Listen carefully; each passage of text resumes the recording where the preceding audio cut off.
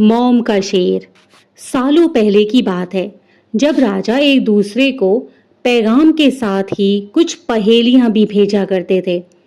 ऐसे ही किसी एक राजा का दूत सर्दियों के मौसम में एक दिन मुगल साम्राज्य के बादशाह अकबर के पास पहुंचा। वह अपने साथ पहेली के रूप में पिंजरे में कैद करके एक नकली शेर लेकर आया था।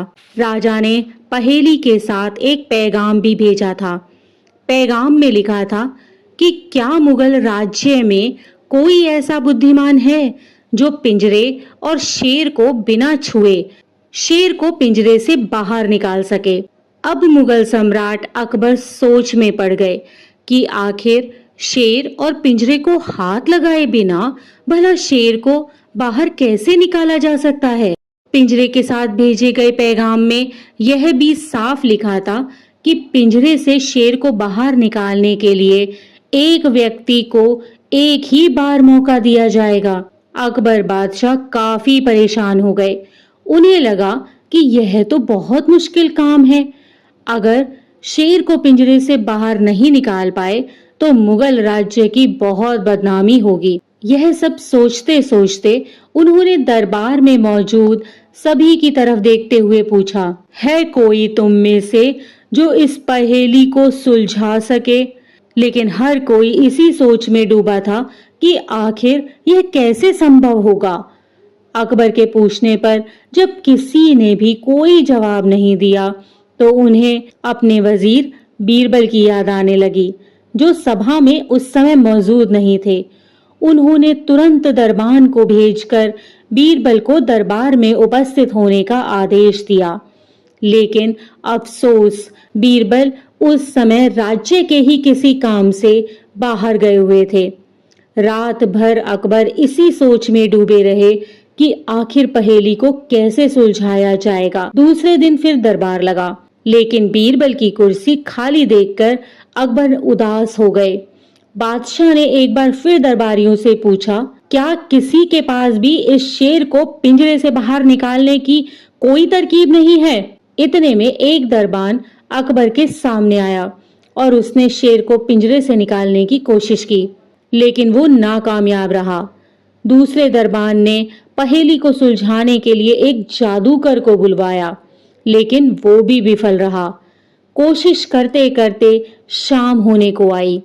तभी बीरबल दरबार में पहुंच गए। अकबर को इतना परेशान देखकर बीरबल ने पूछा, जहां पनाह, क्या बात है, आप बहुत परेशान लग रहे हैं। अकबर बादशाह ने तुरंत शेर से जुड़ी हुई सारी पहेली के बारे में बीरबल को बताया। अकबर ने बीरबल से पूछा, क्या तुम इस शेर को पिंजरे से बाहर निकाल सकते हो।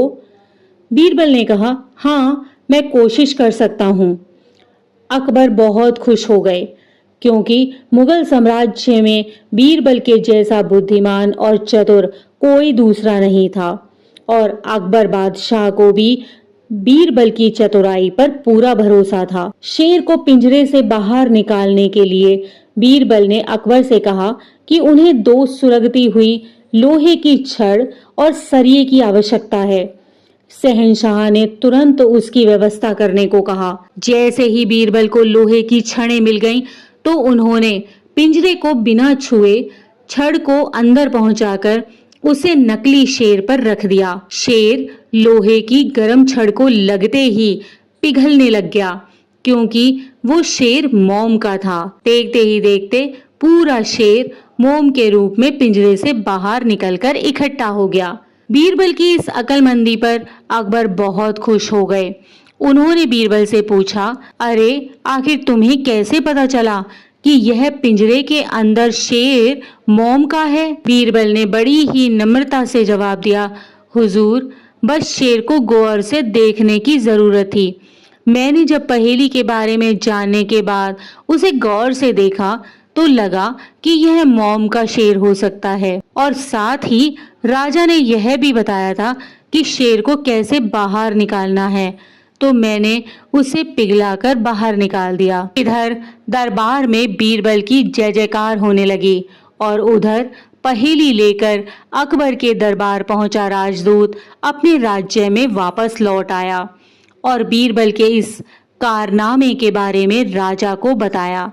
कहा जाता है कि उस दिन के बाद से राजा ने ऐसी पहेली भेजना छोड़ दिया।